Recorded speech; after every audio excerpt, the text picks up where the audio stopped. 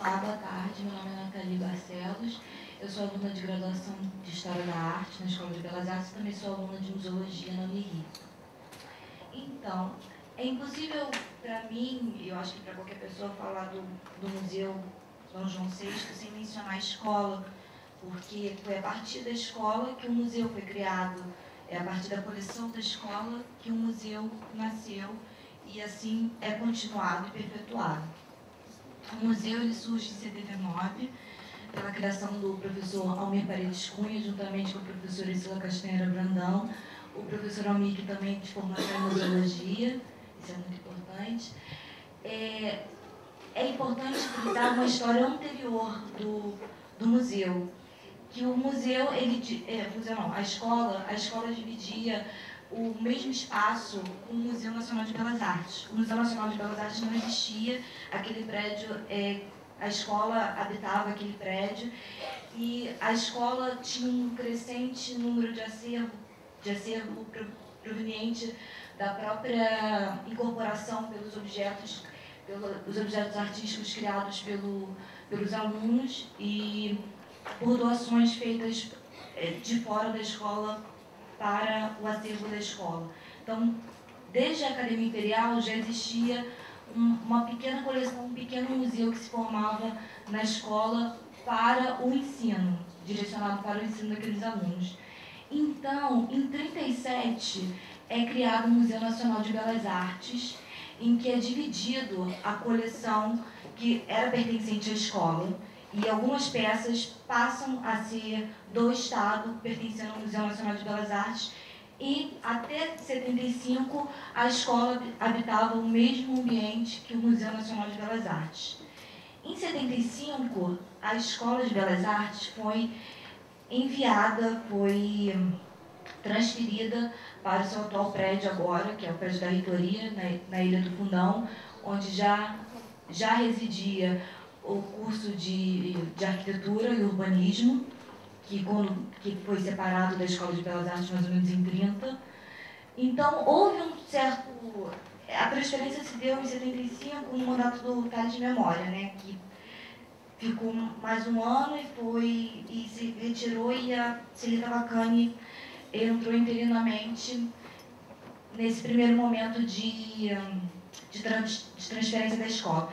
Então, esse foi um momento muito complicado para a escola, porque ela tinha um acervo muito grande, teve que se acomodar, se dispor num prédio onde além da reitoria, já havia outro curso, que é o curso de arquitetura e urbanismo. E em 76, o professor Almir Paredes Cunha assume a diretoria da escola e ele promove, então, como esse acervo foi retirado do antigo prédio, estava mal alocado, né, por essa transferência, ele resolve criar um museu com essa finalidade didática, de perpetuação do ensino artístico, e também para salvaguardar esse acervo que tem uma presença histórica muito forte, para que ele não se perdesse. Então, primeiramente, ele conseguiu um espaço no segundo andar, que é esse espaço que tiveram problemas de infiltração mesmo. Esse espaço era um espaço que seria a biblioteca da FAO, então houve uma certa disputa também interna por espaço, a gente conseguiu esse espaço, só que por problemas estruturais mesmo, tivemos que sair dele e procurar esse espaço no 7º andar. Só um minutinho. Aí tudo bem. Aí, em 79, o museu é inaugurado.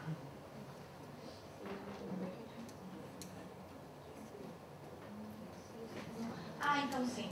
Então, esse acervo que já existia antes na escola, então já existia uma história anterior à história da criação do museu.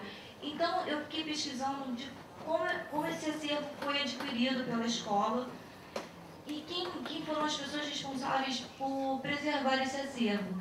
Então, na fala do professor Almir e na fala da professora Castanheira Brandão, eles indicavam o professor Alfredo Galvão como uma pessoa responsável por zelar a memória da escola,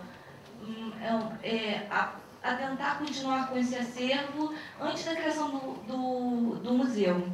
Então, o Alfredo Galvão ele tornou o terreno fértil para que esse acervo perpetuasse até o ponto de, em 79, ser criado o museu. Então, o Alfredo Galvão, ele nasceu em 1900, ele entrou na escola em 1916 e em 1934 ele se tornou professor de desenho figurado e depois em 1940 ele assumiu o posto de pintura. Então ele, a todo momento na fala do Alfredo Galvão, ele foi um grande responsável pela memória da escola, perpetuar a memória na escola, porque ele decide pesquisar o acervo relacionado aos arquivos da escola, da Academia Imperial e da Academia Nacional de Belas Artes. E a historiografia dele é interessante porque ele se preocupou na biografia dos alunos. Então ele escreveu os subsídios para a história da Academia Imperial e da Escola Nacional de Belas Artes. Esse hoje essa contribuição do Alfredo Galvão nessa questão historiográfica o principal acervo para a reconstituição da história da Escola de Belas Artes.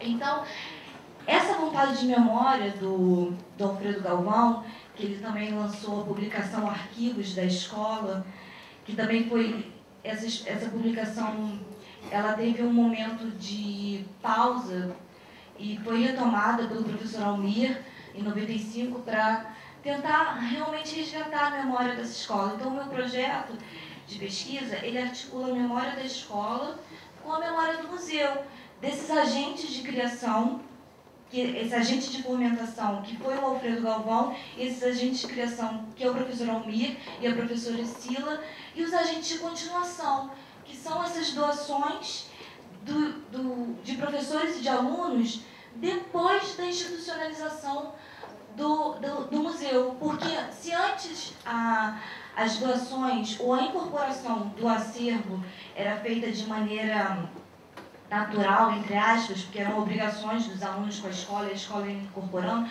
após a institucionalização do museu, é como se houvesse um movimento espontâneo de doação e de vontade de pertencer a essa escola.